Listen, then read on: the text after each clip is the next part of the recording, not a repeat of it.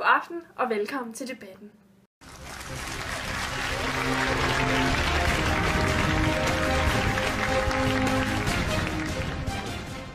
Til stede er Enhedslisten, Socialistisk Folkeparti, Socialdemokraterne, Radikale Venstre, Alternativet Venstre, Det Konservative Folkeparti, Liberal Alliance og Dansk Folkeparti.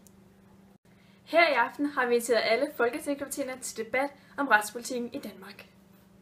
Dansk Folkeparti, hvad synes I om Danmarks nuværende straffepolitik? Vi mener, at straffen for at begå kriminalitet skal være hårdere og længere. Vi skal ikke lade forbrydere slippe let fra at begå kriminalitet. Derfor har vi siden 2001 arbejdet for at få længere straffe. Enhedslisten, hvad siger I til det? Vi mener ikke, at strengere straffe hjælper på kriminaliteten. Hvis det havde hjulpet, ville der ikke være noget kriminalitet i f.eks. USA, Kina eller Iran. Det vigtigste er vel at få straffen svaret til forbrydelsen. Forbrydelser skal efterforskes, men straf skal ikke bruges som symbolpolitik for at signalere handlekraft. Vi er enige, men glem ikke trygheden. Offer og borgerne skal ikke føle sig utrygge, fordi gerningsmanden er færdig med at afsone kort tid efter forbrydelsen er begået.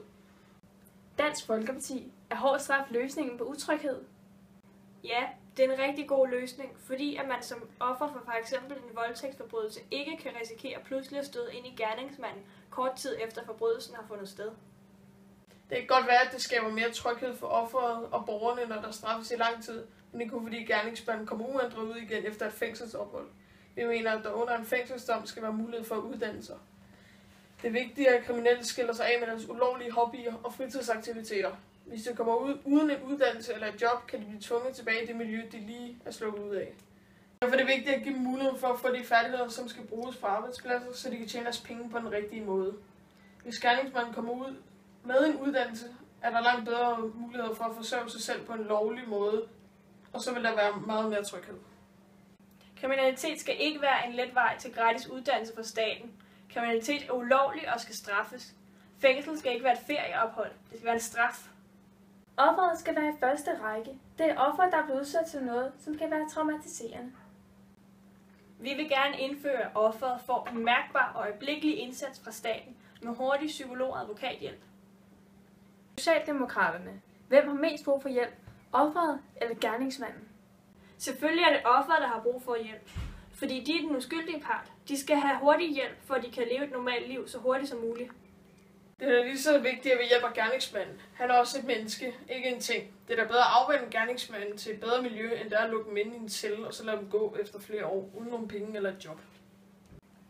Debatten skal ikke være om, hvem der har mest brug for hjælp. Begge parter har lige meget ret til at få hjælp.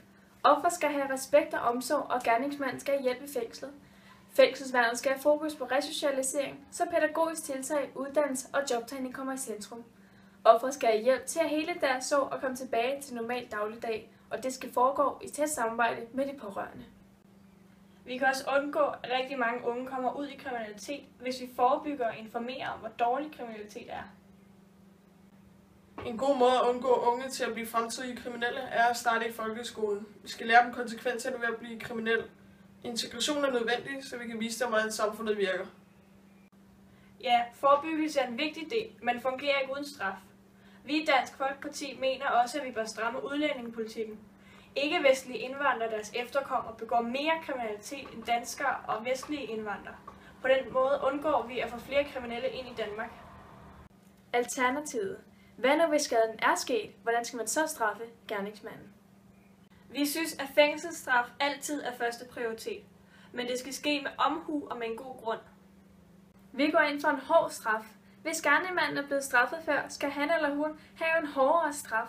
Hvis gerningsmanden begår kriminalitet igen, bliver straffen kun endnu hårdere, og sådan bliver det ved. Vi synes, at straffen skal måles med gerningens grovhed. Jo grovere en gerning, jo hårdere en straf. Jeg vil sige tak til alle partierne for en rigtig god debat. God aften, og vi ses.